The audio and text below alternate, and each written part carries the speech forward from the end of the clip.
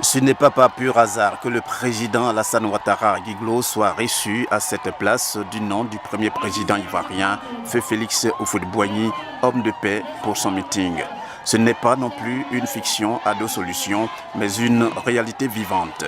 Soulignant tout cela, les cadres ou élus de Guiglo reconnaissent que le président Alassane Ouattara est non seulement un homme de paix, mais aussi un homme capable de résoudre effectivement les problèmes. Pour sa part, le chef de l'État, dans le message au cours de cette visite d'État dans le district des montagnes, porte sur la paix, le pardon et la réconciliation, c'est que pour parvenir à cet idéal, il faut, entre autres préoccupations, occuper sainement les jeunes. Pour les jeunes, je sais que vous avez payé un lourd tribut à l'occasion de cette crise, parce que de bonne foi, vous avez comme quelquefois pensé que vous menez le bon combat.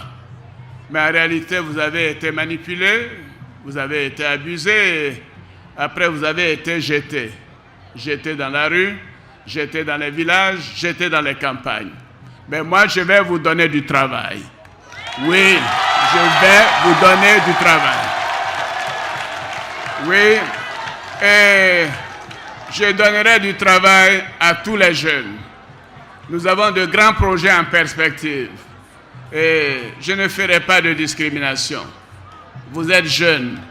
Ce qui est arrivé, cette manipulation dont vous avez été l'objet, n'est pas de votre fait. Nous ne devons pas vous abandonner pour cela. Donc je vais vous dire, jeunes, quel que soit le bord où vous avez été, ma préoccupation sera de vous trouver du travail. Et je le ferai. Car sans une jeunesse dynamique, bien structurée et engagée dans la voie du développement, il n'y a pas de futur pour nos jeunes États. Donc, faites-moi confiance, chers enfants. Comme à chaque étape de cette visite, le président de la République à Guiglo a fait des dons après en avoir reçu de la part de ses hôtes 92 véhicules pour le corps préfectoral et la sécurité à laquelle il tient particulièrement. Cette étape de Guiglo, on peut le dire, a été aussi une occasion pour les populations d'exulter. Le chef de l'État n'a pas pris congé de ses hôtes sans être convaincu d'avoir fait des heureux par cette visite.